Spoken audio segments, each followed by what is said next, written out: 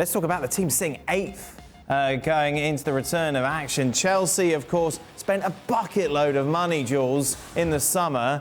You wouldn't be surprised if they did more in January, though, would you? I think they have to, Dan. It's as simple as that. I mean, we said at the time what some of the players that they signed, let's be honest here, were really good players. The problem is that they never got to really gel with each other, to work, the change of manager, etc. And we saw Graham Potter, after a decent start, really struggling in the weeks leading into the World Cup and the World Cup break. So now let's see how they restart again on Boxing Day. Let's see who they go for in January.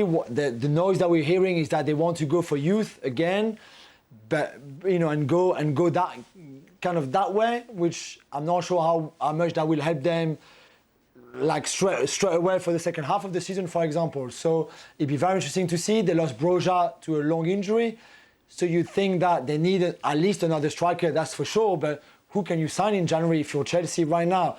You're not in the same position as an Arsenal because Broja is not coming back. You've got Aubameyang, it's not working. You've got Kai Havertz, it's not really working, and he's not a proper centre forward.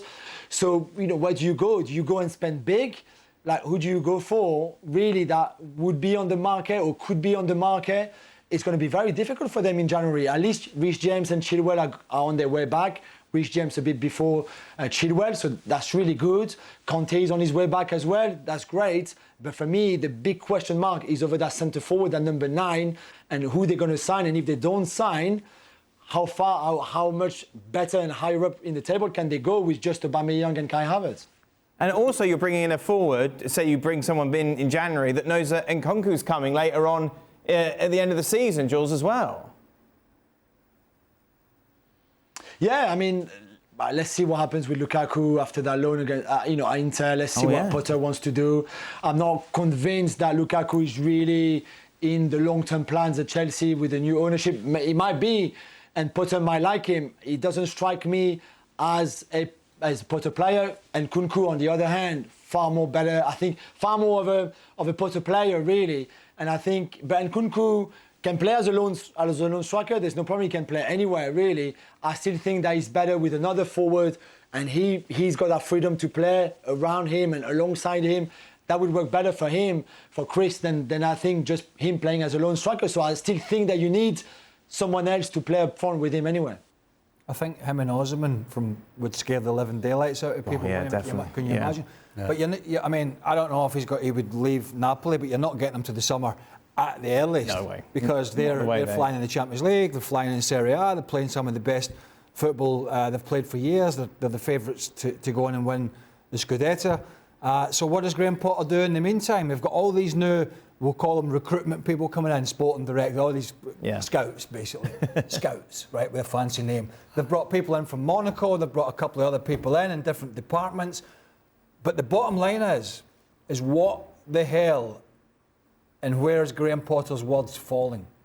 Because ultimately it's his neck in the chopping block, right? Yeah. And he's already, as you mentioned, under pressure. Yeah. He went into the World Cup. It's a big story, isn't it? Yeah, I mean, they're 8th, but they are a big story because they went into this World Cup in poor form under pressure. They've got injuries. They've got more injuries, as Jules mentioned, particularly in the front line. You've got Koulibaly, who played quite a bit at the World Cup as well, who's a big part for them at the back.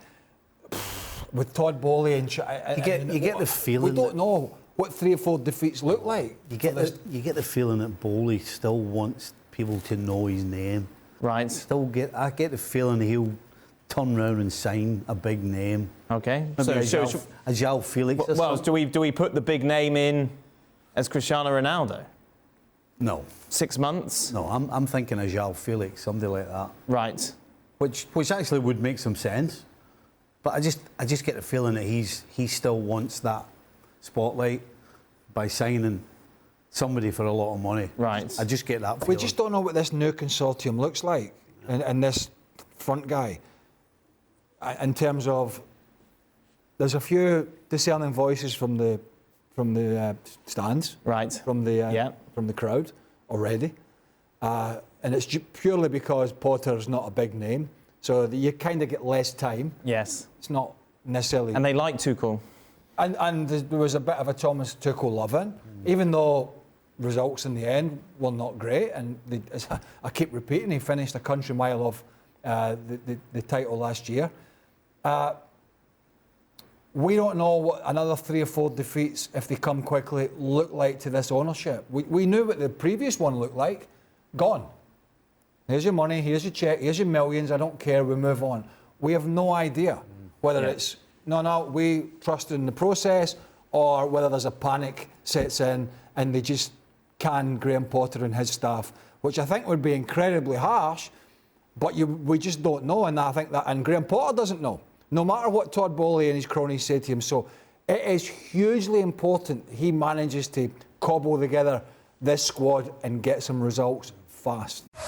Well, thank you very much for watching ESPN on YouTube. For more sports highlights and analysis, be sure to download the ESPN app. And for live streaming, premium content, and let's not forget as well, ESPN FC 7 days a week. Subscribe to ESPN Plus.